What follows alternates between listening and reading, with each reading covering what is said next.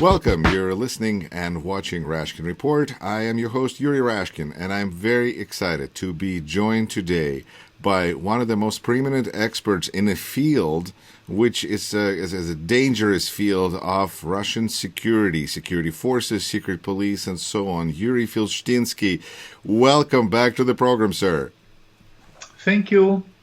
It is, always when you come back, there is things I find out, and I think listeners and viewers find out. So let's get to it, because I'm really interested in hearing your perspective on this important document and report that just came out from our Office of National Intelligence Council, titled Foreign Threats to the 2020 U.S. Federal Election.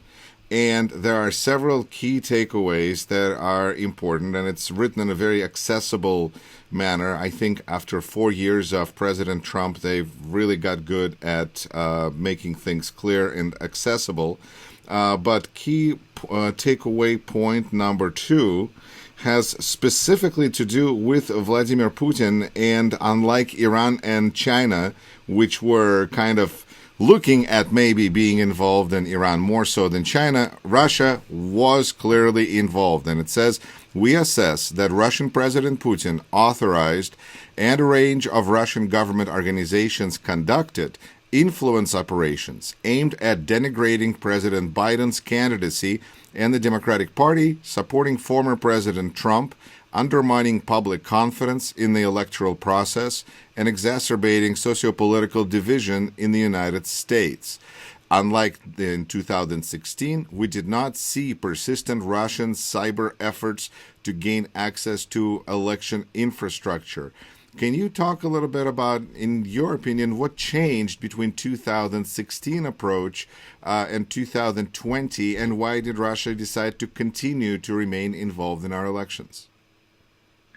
Well, I think what's important to understand about 2016, that Donald Trump was considered to be by Russia their man, their candidate, and that Russia, for the first time probably in the history of the Russian Secret Service, was trying to install their president in a major foreign country, the United States. Now, this does not mean that this is the first attempt ever to install the favorite candidate for Russia. This was done before. I have to say that we should start with Russia itself in 2000, because in 2000, what the Russian Secret Service done, basically, managed to put one of their officers as the president of Russia. This was, of course, Vladimir Putin. Then, basically, this was repeated in the Czech Republic, where the Russians were very active helping first President Klaus and then President Zeman to become president of the Czech Republic. Then, of course, we have Viktor Orban in Hungary, where Russia was very active helping him. Then we have an attempt in Montenegro, a failed coup d'etat. Then we also have, of course, Russia very actively helping Le Pen in France and Salvini in Italy, etc., etc., etc. Not mentioning Austria, where Russia is active as well, not mentioning some other countries. So this is not the first attempt. We have to understand it. But since we were talking in 2016 and 2017 about the United States, this was a major victory for the Russian Secret Service, because at one point, Russia had, of course, President Trump as their president, together with Michael Flynn, who was the Russian agent and who was put for some time as a national security advisor to President Trump. And then we had also Tillerson, who actually spent many years in Russia as a oil manager for a Russian company, for an American company in Russia, and who was very close to President Putin and who received an order from him, literally from his hands, etc. So Russia was very active in 2016, 2017. This was a coordinated attack. Not only they were helping Trump, what we do know, not only they were helping Trump with public relations campaign, not only they were helping Trump using RT, Russia Today, or Assange, but they also very cleverly calculated that the best way probably to achieve victory for Trump was also to use Jill Stein, to take some left candidates from Hillary Clinton. And if you really see how many votes Jill Stein collected, these were exactly the votes which were missing for Hillary Clinton. I mean, we could speculate here, of course, but for the sake of conversation, if those people would vote for Clinton, Clinton would be the next president. And Jill Stein was sitting, as we all seen in December of 2015, she was sitting together with Flynn, together with Putin at the same table as the 10th anniversary of Russia Today TV station in Moscow. What I'm saying that this was a well-organized, well-financed, calculated operation, which came as a Trump's victory at the end. And financially, they were helping Trump. We do know this. They were helping Trump starting 2007 at least, probably even earlier. The major story was the purchase of villa of Trump in 2008 with overpayment of at least $50 million. There were several major statements by Trump himself and his son Donald Jr. Saying that the major portion of money into Trump organizations is coming from Russia, and this is related 2007 to 2008. There was, of course, the 2013,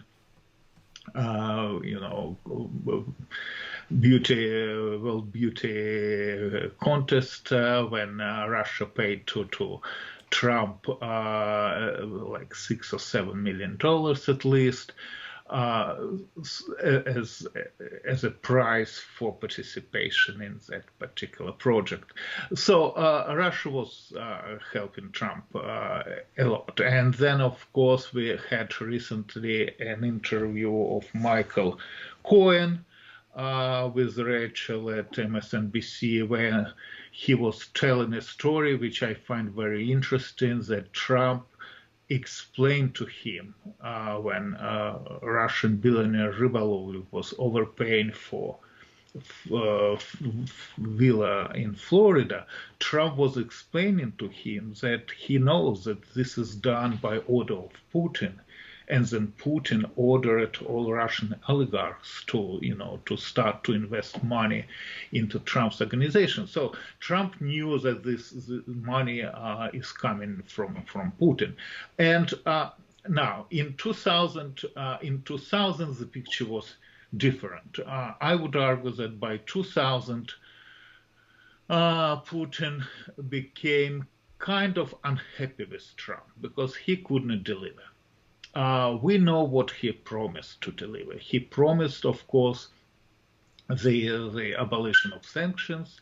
He promised to recognize Crimea. He promised to dissolve NATO. And, at the end, none of this was ever fulfilled. So those promises happened to be empty promises. From Putin points of view, they invested into Trump a lot of money and a lot of efforts, and nothing came at the end except the division within the United States of America. So in 2000, the strategy, of course, was different.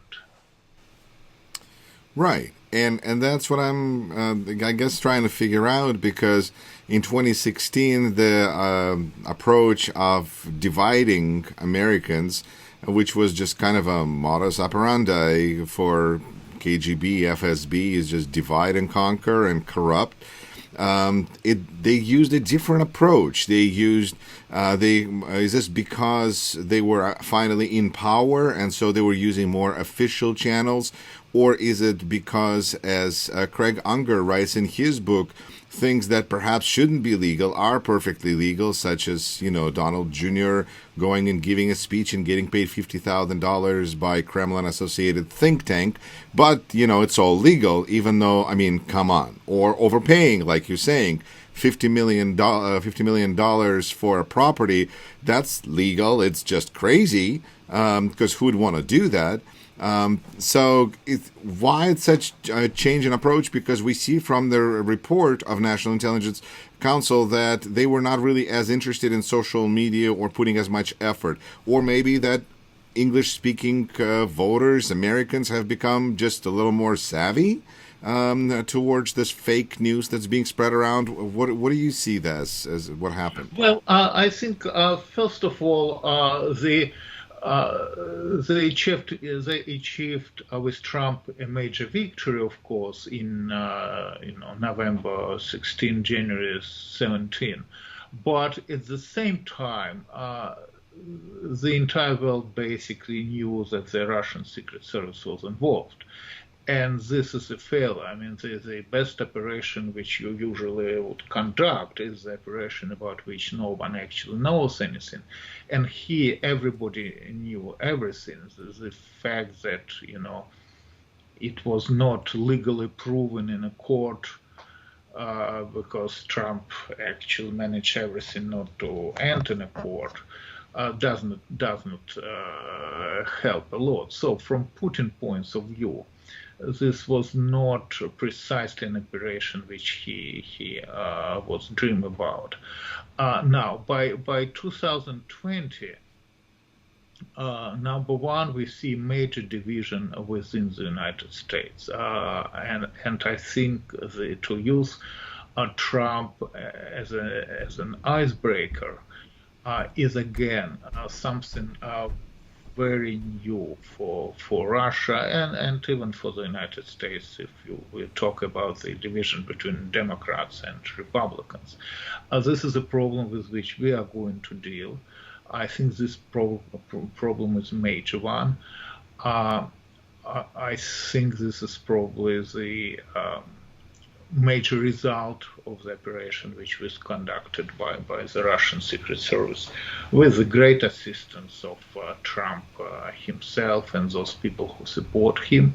But the point is that, like Soviet communists who were trying to organize world revolution using the division between poor and rich, Putin was trying to do the same using a division between Republicans and Democrats. In other words, you do not fight against the entire United States if you want to destroy the United States. You need to split it into two basically equal forces, like reds and whites in the Russian Civil War.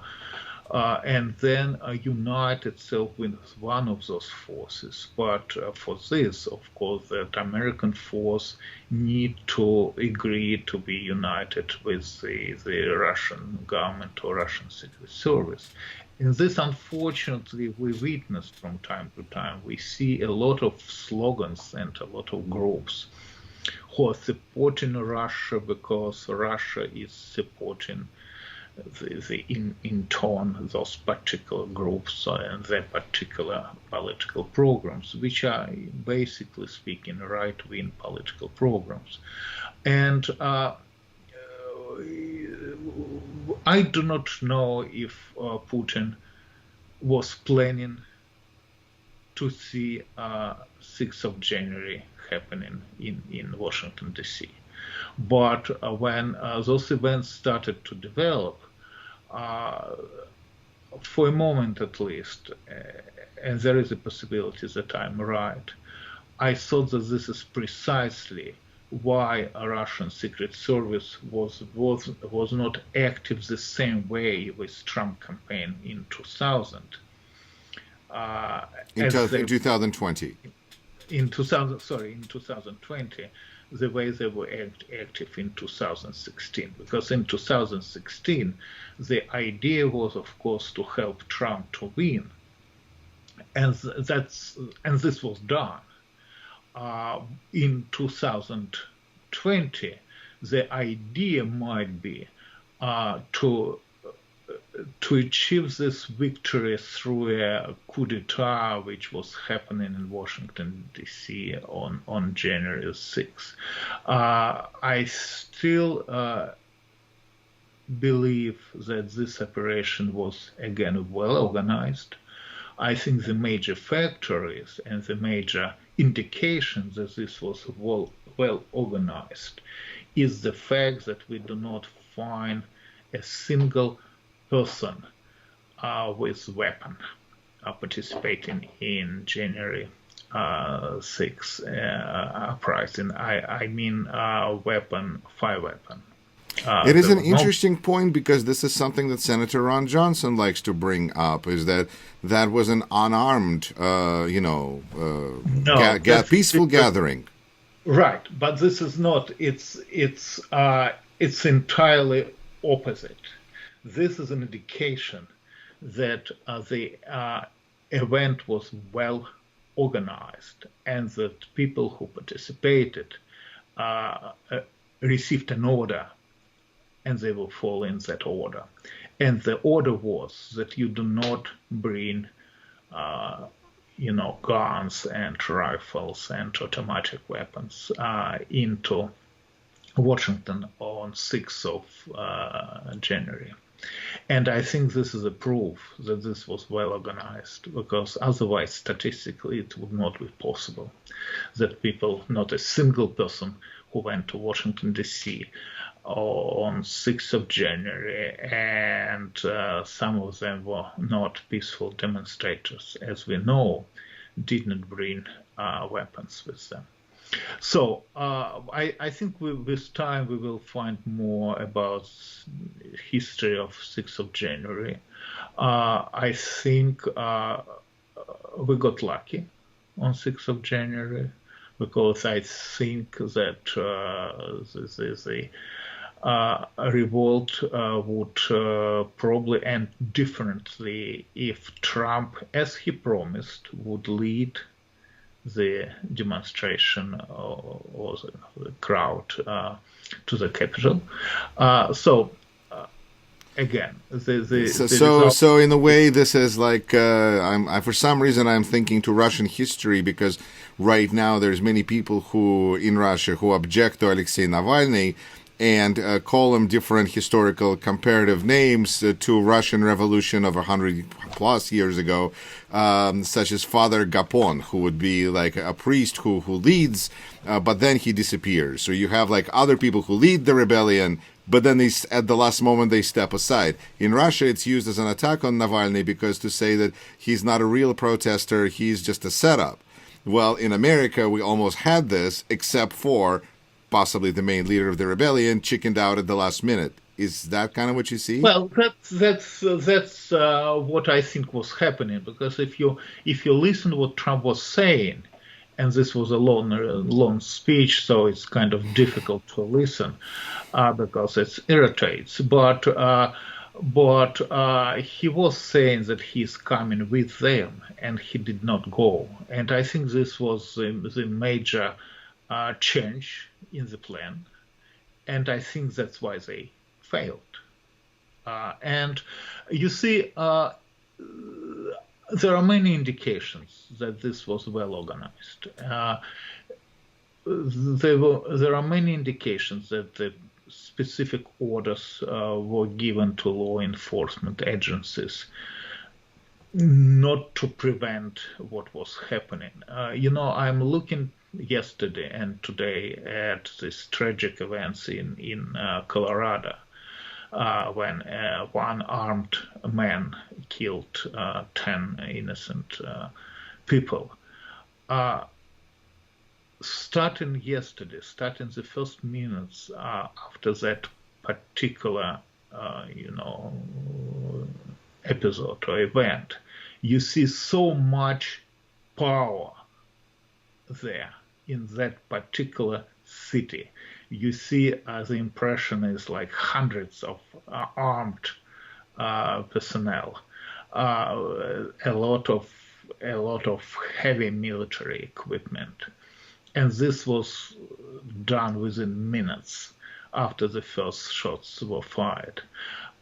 You still have difficulties to understand why there was no power at all placed by government on 6th of January. I mean, everything was kind of empty, and it's difficult to believe that this just happened by chance and that this was the result of just misunderstanding or not getting right orders. I think the orders were specifically created not to have any police power, any police presence, any military presence in Washington, D.C. on 6th of January. But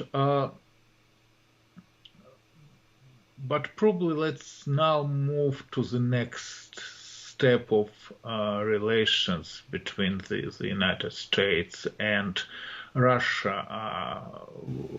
Well, that's fair enough, because now we have the report about the interference. We have whatever is going to come out about January 6th, because you're absolutely right, there's a lot to look into, and that report isn't out yet, and all of that is going to affect our relations with Russia going forward. What do you anticipate? Well, this is my point. After night's 11th of September, the United States, whether this was a right decision or wrong decision, this of course might be discussed, changed regimes in several Middle Eastern countries. Because the understanding was that the world probably should be different after 11th of September attack. I would say that the events of 2016 and 2020 demonstrated to us that the United States government should look very seriously at Putin's regime from the point of view of danger which it represents to the United States. But will the same approach that we did with Soviet Union work in this instance? Because in the past, we're just kind of containment. We keep Russia at an arm's length, Soviet Union at an arm's length. Here we see active measures on the part of Russia towards us and our allies. Will containment be enough? Well, there is a difference between the Soviet government and Putin's government. As I was saying before, I see Putin as a representative of a new structure. Well, the structure is old, but the new system which came to rule in Russia, and this is the Russian Secret Service. That's why I do not see Putin as a dictator. That's why I do not really think that something will change if Putin would be replaced by somebody else, because I think that the KGB, the former KGB, the FSB as an institution, is ruling Russia now. This was not the same as it was under the Soviet Union rules, when you had a Communist Party as a political party controlling the Secret Service. After 91, we have a system, of course, now when the Soviet Union, disappeared. the Communist Party has no power at all, and the KGB is ruling the country without any political control. This is very dangerous because, for example, when the Soviet Union existed, the Soviet government had this military conception that the nuclear war could not be won and that this is self-destruction. Now, if you believe that the nuclear war is just self-destruction, then of course you're looking to sign particular, agreements with the United States and other countries not to use nuclear weapons. This changed recently, by the way, with the current military doctrine of Putin, where he is claiming that the nuclear war could be won and Russia will win nuclear war. Now, this is a completely different philosophy. This is a completely different military approach towards the problem, because if you claim that you could win nuclear war, then actually you allow yourself to start nuclear war. Again, this was said many times recently that Russia is changing its approach, that Russia now is considering that they have the right to use nuclear weapons if they think that the interests of Russia are damaged or might be damaged by other countries. So the problem with 2016, the problem with 2020, is very simple. The Russian government, Putin, and those people who rule Russia committed crimes towards the United States. This is obvious to everybody who looks at the events of 2016 and 2020. Those crimes should carry punishment. The question is, of course, how could we punish Putin's regime? And this is a difficult question because, as we know by now, and I think by now we do know this, that sanctions do not work. At least those sanctions which we apply towards Russia or against Russia, they do not work. The fact that President Biden said for the first time openly that Putin is a killer, I think changed a lot. Number one, it's changed rhetoric, which is very important. Number two, it allows people like me who were in minority all these years now openly saying that, by the way, Putin is the killer, and even President Biden is calling him a murderer. Now, Putin is the killer. I have to say that we are not naive people. We do know that presidents or heads of governments have to make difficult decisions. But Putin actually is killing people whom he doesn't like personally and whom he considers to be his personal enemies or adversaries. And this relates to all these well-known murders which happened recently. I mean, this is true about Litvinenko, who represented no danger to the Russian state, but who was critical of Putin. This is true about Skripal, who, from Putin's point of view, committed treason. But, well, of course he committed treason because he was a Russian special service officer who started to work for the British government, but they exchanged him for a bunch of Russian spies caught in the United States, and by all international laws, he should be allowed to live freely and quietly in Britain. This is true about Boris Nemtsov, who represented no danger to the Russian state, but who was competing with potentially with Putin for power in Kremlin. And this is true about Navalny, who again represented no danger to the state of Russia, But theoretically speaking, from the point of view of the FSB and Putin might be, the next president of Russia if elections would ever take place.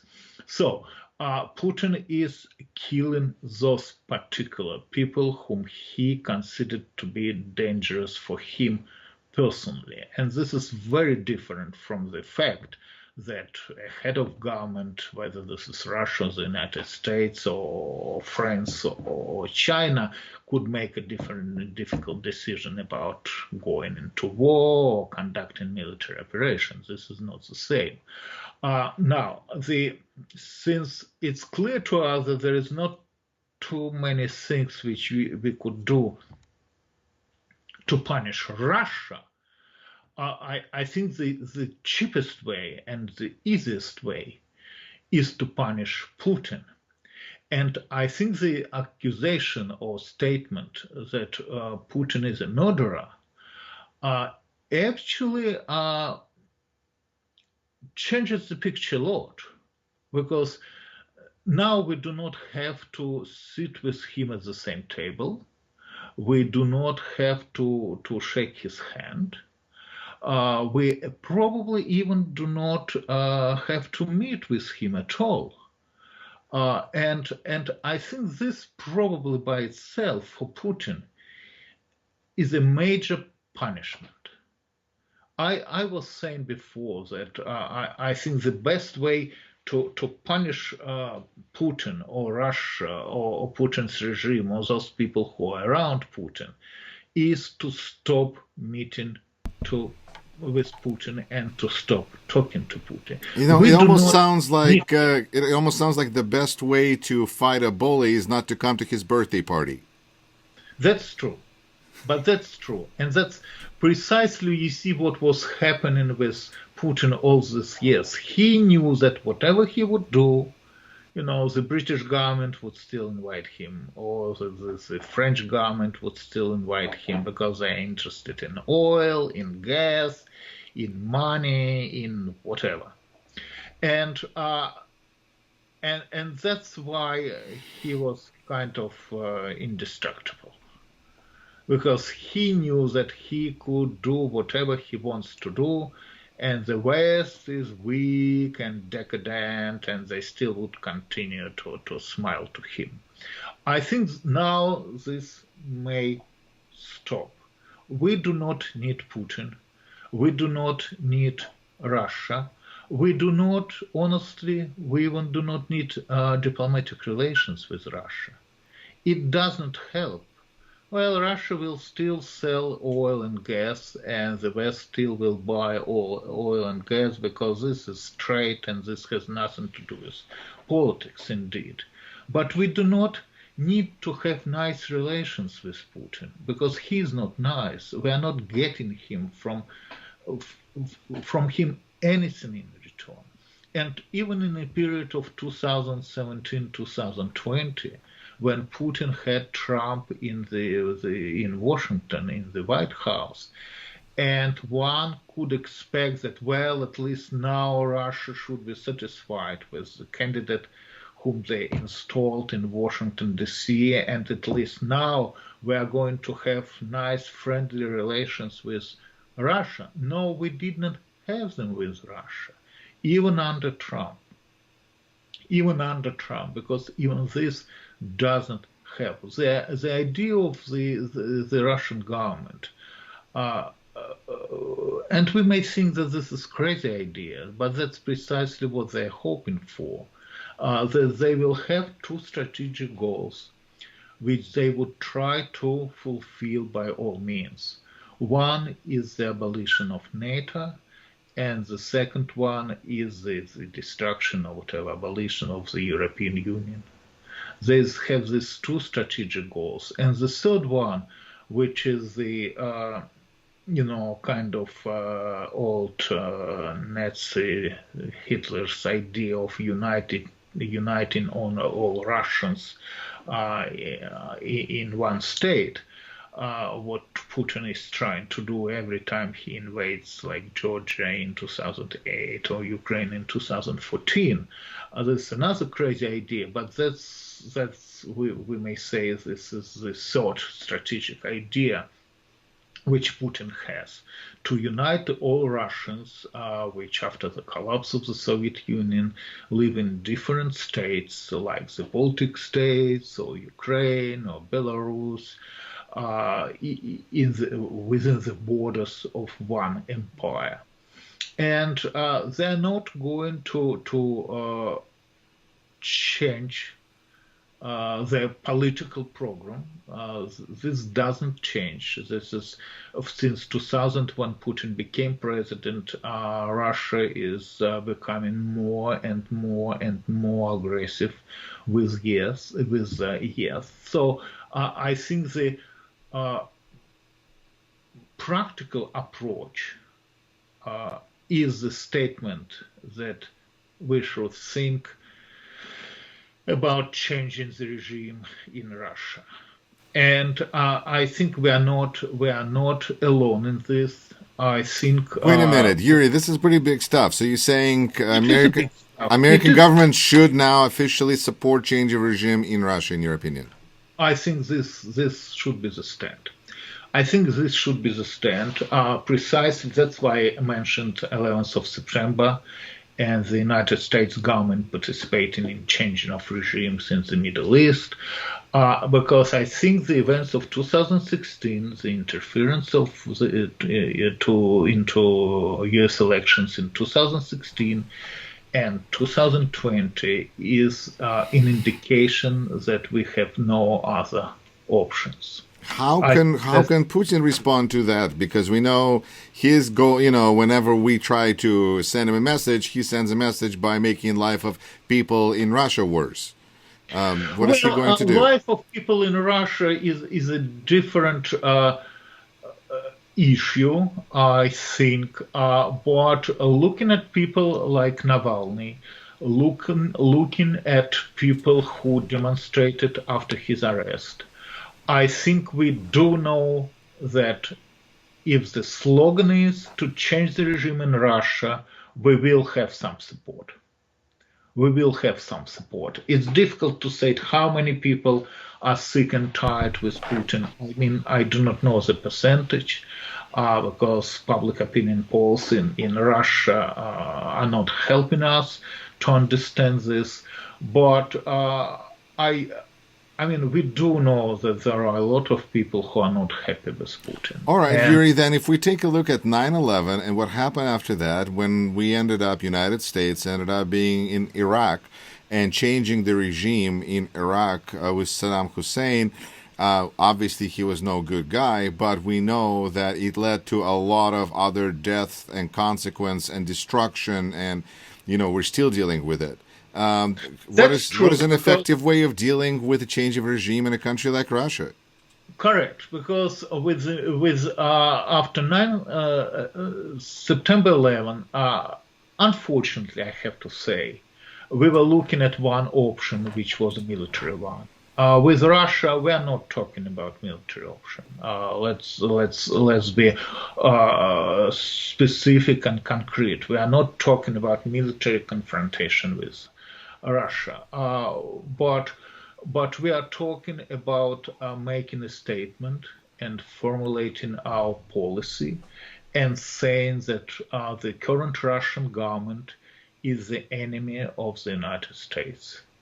Not a friend, not a partner, not a difficult partner, but an enemy. I think this should be said.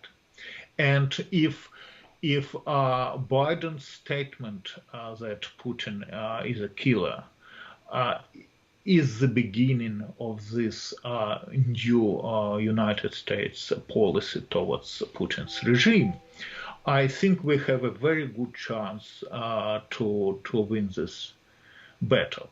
Now, I have to say that it's not going to be easy.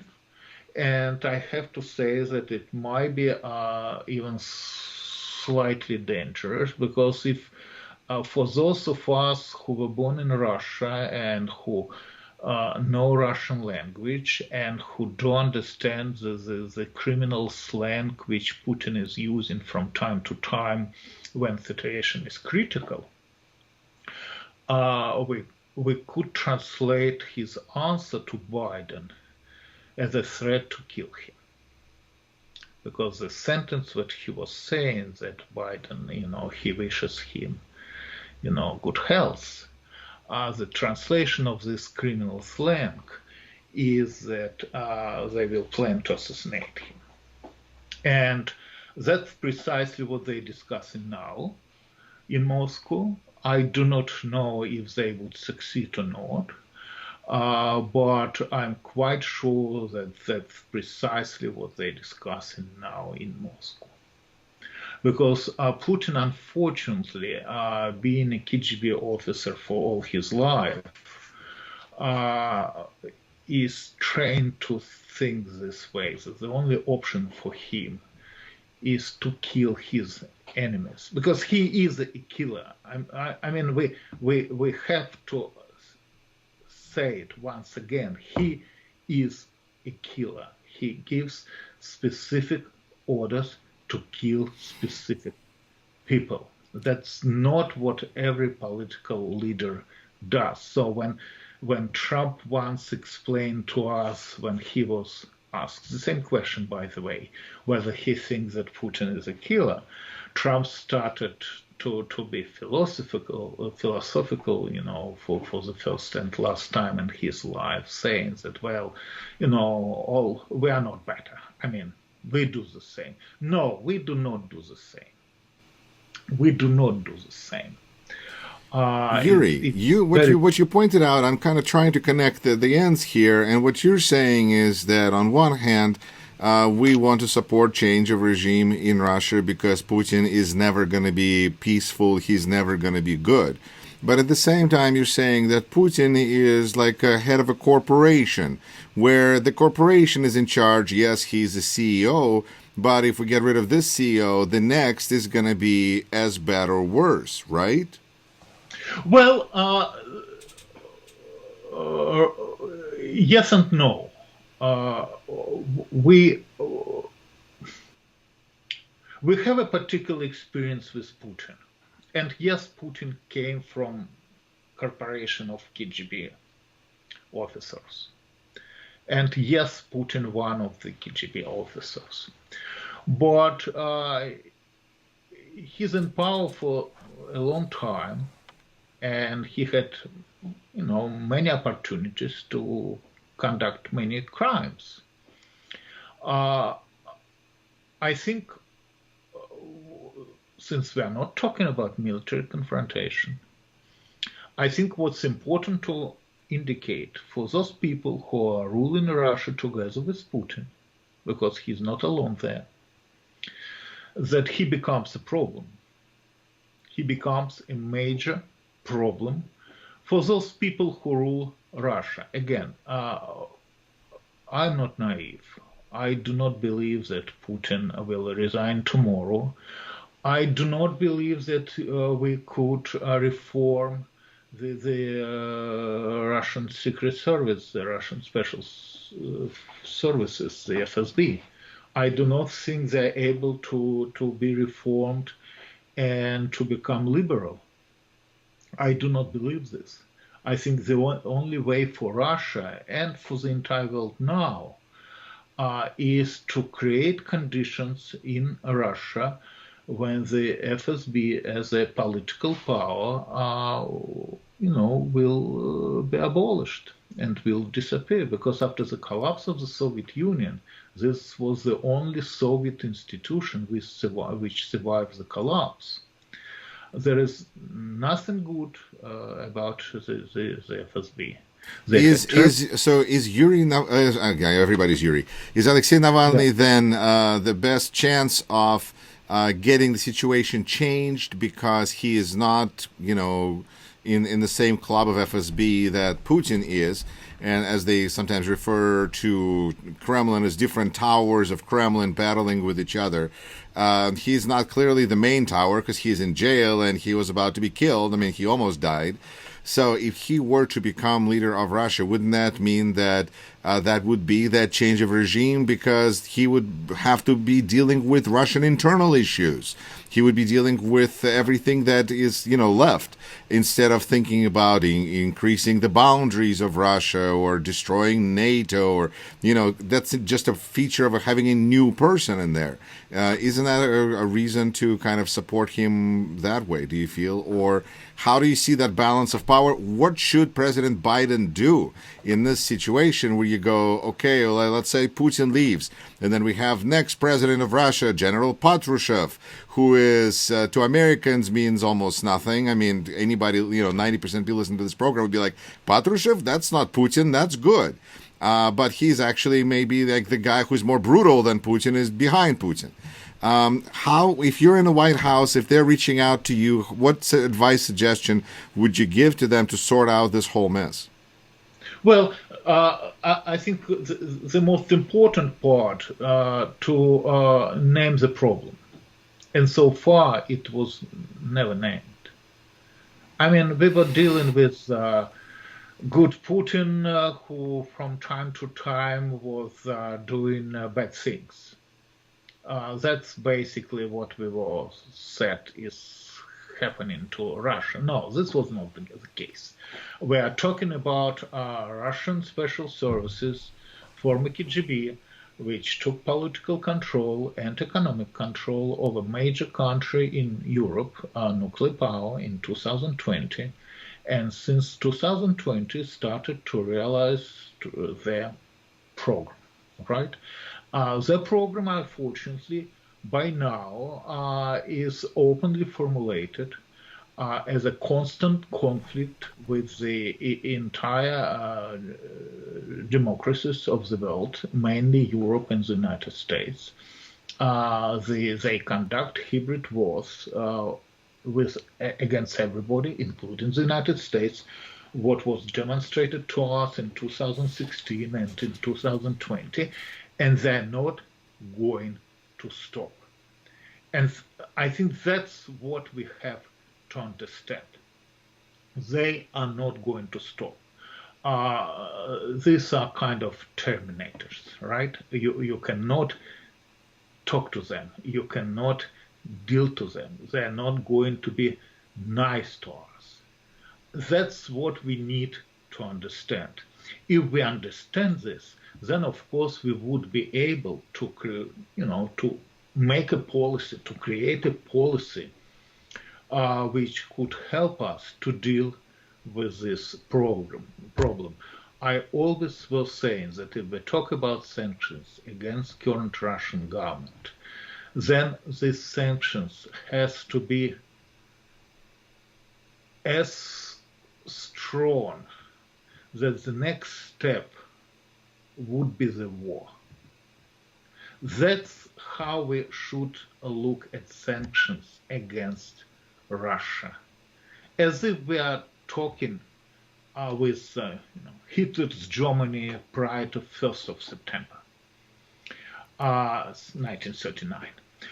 That's what we have to do in relations to sanctions. If for this we need to break diplomatic relations, we do it. If for this we need to, stop financial operations with Russia, we do it. So far, all we do is we are selecting a list of people who never traveled abroad, who do not have accounts abroad, or who have something abroad, but it's hired from everybody for a long time ago, and creating impressions that we punish them. And they are laughing in response because they do not have accounts in US banks, and they do not travel to the United States because they are all members of high ranking, Russian officials, unless they have diplomatic passports and travel as for official businesses. So we're not punishing them. So we are basically, spending efforts for nothing. The approach should be different. The approach should be different. We need to support Russian opposition inside Russia. You know as well as I do that when the Soviet Union existed, we had major radio stations working, to inform Russian population of things which were happening. Right? We had Russian immigrant press, which was explaining to Russians what was happening. We do not have this now. Indeed, we have Russian government-supported TV service here in the United States and Russian websites supported by the Russian government operating against the United States. We have fifth column from the Russian citizens with dual citizenship working in the United States for the Russian government against the interests of the United States. I mean, we have completely opposite picture of what we should have, because no one actually is spending enough time to think what the problem is, what the real problem is. Is it because the problem is not perceived as a big, serious problem, that people just gonna go, oh, who cares that Russian immigrants are misinformed? Who cares that we don't have Radio Free Europe broadcasting 24/7 or Voice of America or like in the amounts and exactly like you're describing. Maybe that's just, people just don't think it's a big problem. Well, precisely, because people, after the collapse of the Soviet Union, everybody, myself including, thought that the problem is over, that we are going to have a friendly Russia now, and that's how it's going to be. And for some time, that's how it was. It started to change in 2000 when the FSB finally took control over Russia. And,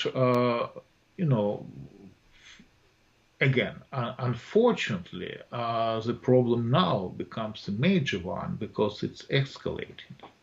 And we are having more and more and more problems with Russia every year.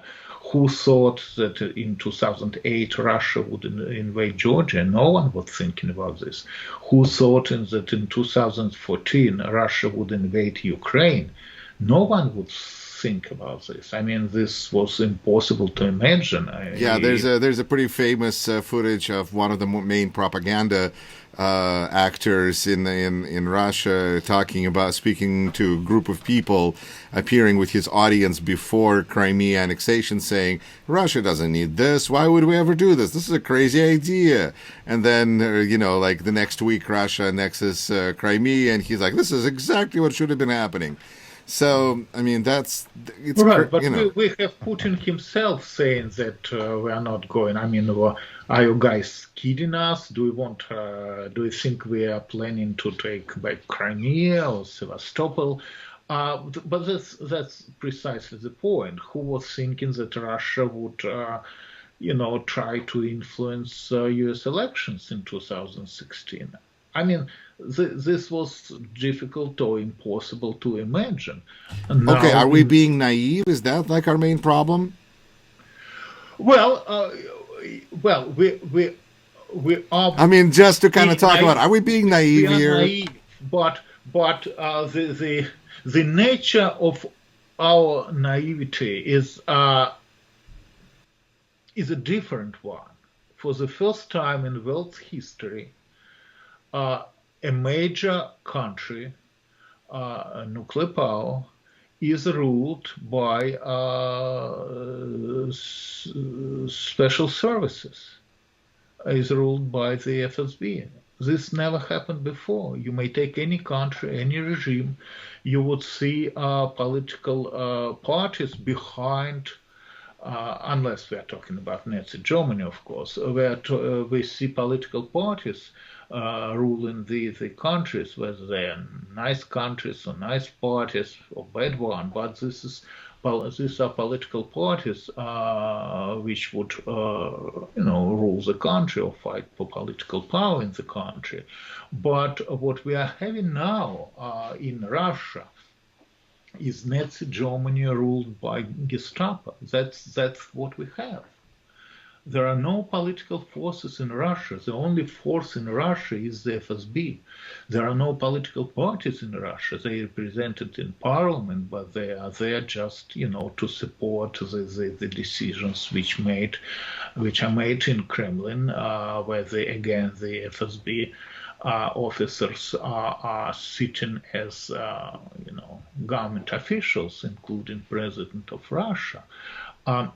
That's why we are naive. We are naive because for the first time we are facing a situation which is entirely different. This was never before. This never happened anywhere in the world, in world's history.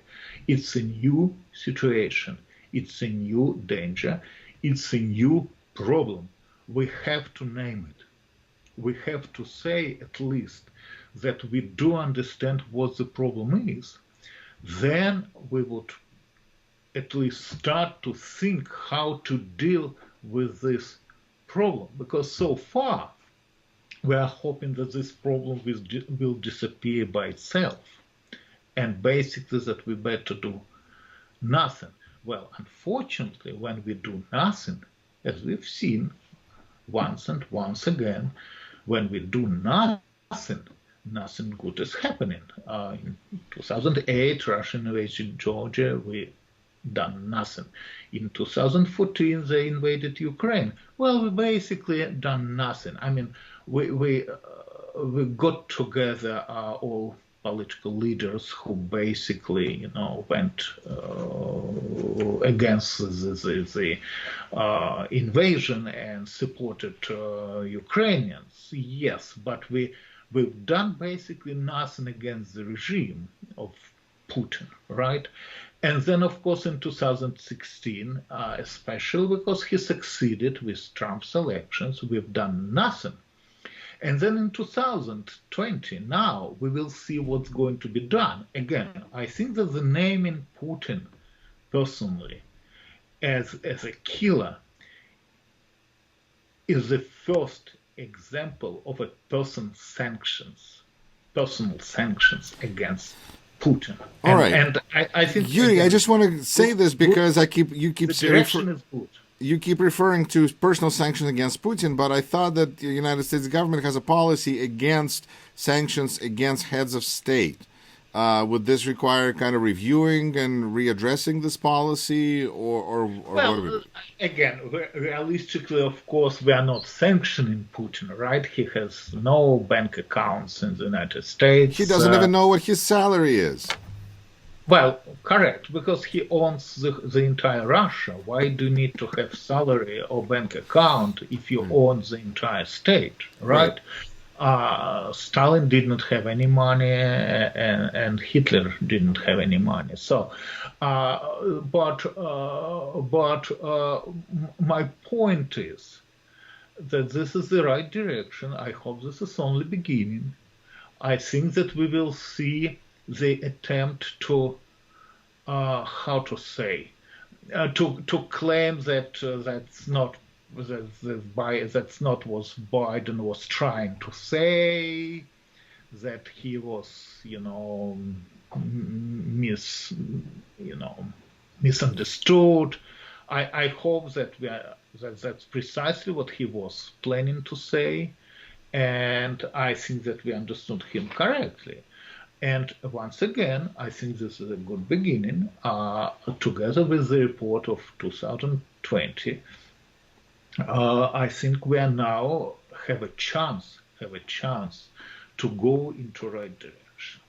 Whether we will go into this right direction and whether we'll see any positive results for the United States, this, of course, time will show. But at least now, a lot of people all over the world, including Russia, including the United States, have the right to say openly and publicly that Putin is a murderer. And to have a person who is a murderer as the head of state of a nuclear power in the 21st century is the wrong thing to have. that Putin has to be replaced. For the beginning, and you might be right, if we replace Putin with Patrushev, and who is not known, of course, but if you remember, Putin was not known as well. We do remember that famous question, who is Mr. Putin? So, all right, we are going to be asked who is Mr. Patrushev, and we would know that Patrushev is from the same circle, and that probably nothing dramatically will change. But number one, even Patrushev would know how this ends for those people who are murderers and who try to be heads of the state, being at the same time killers. But it also helped a lot to those people in Russia, and again, there are a lot of them. We do not see them very often. We see them only when people like Boris Nemtsov is killed, or people like Alexei Navalny is arrested. Then we see them. We see them. Not all of them, but some of them. We see them. And we have to understand that since we are not talking about military confrontation with Putin's regime, our only plan is to help opposition in Russia to take down the current Russian regime. And I think this is possible if the United States see the way the Russian opposition sees it inside Russia. Yuri, I thank you so much. I think the conversation would not be complete if I didn't ask you about the what you mentioned when we spoke in Russian about a large number of KGB officers or FSB officers that are acting in Russia and all over the world without, being revealed of any association, like secret spies for the secret police. Did you want to say anything about that? Well, once again, there are many aspects of the Russian history which are not well known because they are related to the history of Russian secret service or Russian special services, whatever we call them, the KGB, the collective KGB, FSB. This is a major institution which once again survives the collapse of the Soviet Union in 1991, which actually started to take control over Russia, over the Soviet Union those years, in early 80s, when a special system of so-called active reserve officers were created, when former KGB officers, instead of retiring, were sent into a civil sector of the Russian Soviet state to work there actively and secretly for the rest of their lives.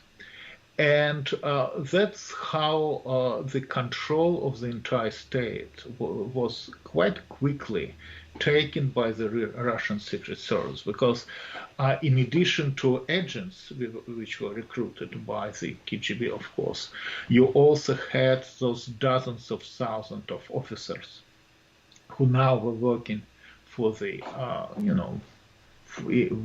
inside the Russian state as civilians, as if you are sending illegals abroad. I mean, basically, what the KGB have done, they started to use the system of illegals, whom usually they would say abroad, to work abroad for KGB, inside the Soviet Union. So when in 2000 Putin became president, all those people basically, were already in place, and that's how the FSB very quickly took control over Russia. Now we have, of course, open borders now, and that's great. And people travel, that's great. And a lot of Russians live abroad, that's great as well. But unfortunately, some of them continue to work for the Russian government. And since we live in a liberal world now, they do it basically openly. And there are, I do not want to name names, but there are many examples of this. But look, we live in the world when former Chancellor of Germany Schroeder is getting salary from Putin, hundreds of thousands of dollars every year as a salary. I mean, what we are talking about, and he's former Chancellor of Germany. The world is different. It's very complicated. We have to name the problem, and we have to start to think how to deal with this problem. And trust me, I am not the cleverest person in the world, but even I would be able to help with this problem if the attitude towards the problem change. So it's not very difficult. We just need to deal with it. That's all.